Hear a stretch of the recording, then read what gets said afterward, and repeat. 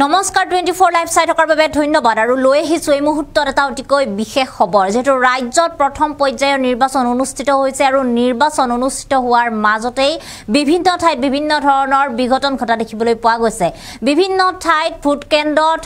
EVM machine সমূহ বিকল হৈ পৰা দেখিবলৈ পোৱা গৈছে আৰু কাজিৰঙা সমষ্টিৰ লামডিঙত এগৰাকী প্ৰিজাইডিং বিষয়া ঢলি পৰিছে উচ্চ ৰক্তচাপ জনিত ৰোগত আক্ৰান্ত হৈ ঢলি পৰা বুলি জানিব পৰা গৈছে বিষয়াজন আৰু এই মুহূৰ্তত আমি জনাই যাম সবিশেষ খবৰ আমি জনাই আছো এই মুহূৰ্তত এটা বিশেষ খবৰ ৰাজ্যত ভোট গ্ৰহণৰ মাজতে বিভিন্ন ঠাইত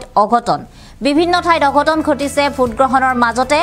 বিকল হৈছে ইভিএম মেচিন ঢলি পৰিছে দায়িত্বত থকা প্ৰিজাইডিং বিষয়া আৰু বিভিন্ন ঠাইত ইভিএম মেচিনসমূহ বিকল হৈ পৰা দেখিবলৈ পোৱা গৈছে কাজিৰঙা সমষ্টিৰ লামডিঙত সংঘটিত হৈছে এই ঘটনা কাজিৰঙাত এগৰাকী বিষয়া ঢলি পৰিছে হুজাই পৰা নতুনকৈ আহিব প্ৰিজাইডিং বিষয়া আৰু তাৰ পিছত হুজাই পৰা নতুনকৈ প্ৰিজাইডিং বিষয়া অনা হৈছে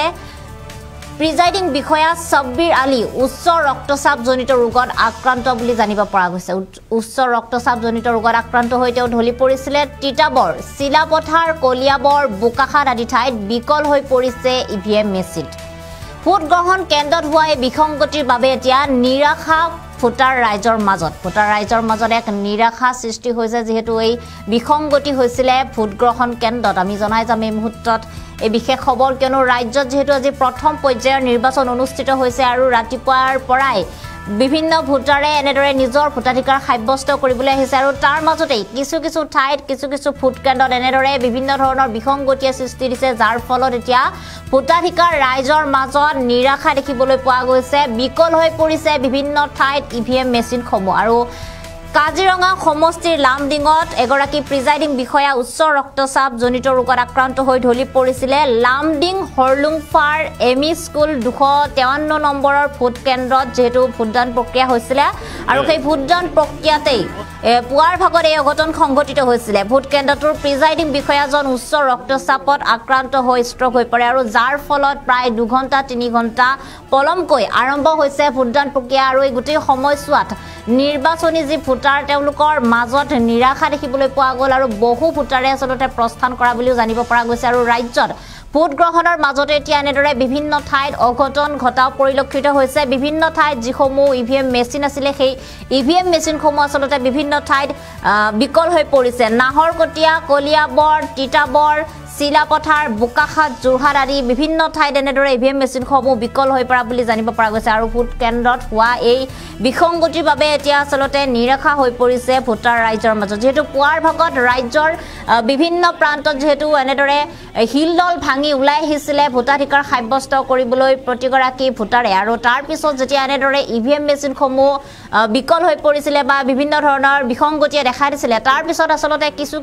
ভোট কেন্দ্ৰত এনেদৰে নিৰাশা দেখিবলৈ পোৱা গৈছিল ঘণ্টাৰ পিছত ঘণ্টা এনেদৰে লাইন পাতি থকাৰ পিছতো তেওঁলোকে আসলতে ভোট দিবলৈ পোৱা নাছিল আৰু যাৰ ফলত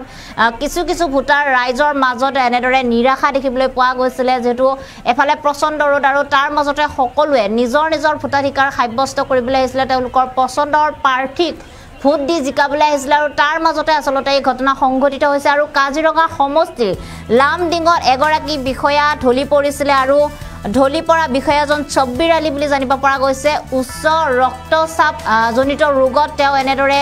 আক্ৰান্ত হৈছিল আৰু আমি জনাইছো এই মুহূৰ্তত যে বিকল হৈ পৰিছিল ইভিএম মেচিনসমূহ যাৰ ফলত এই ঘটনা সংঘটিত হৈছিল লামডিঙৰ হৰলুংফাৰ এমি স্কুলত এই ঘটনা সংঘটিত হৈছিল আৰু প্ৰায় 2 ঘণ্টা পলমকৈ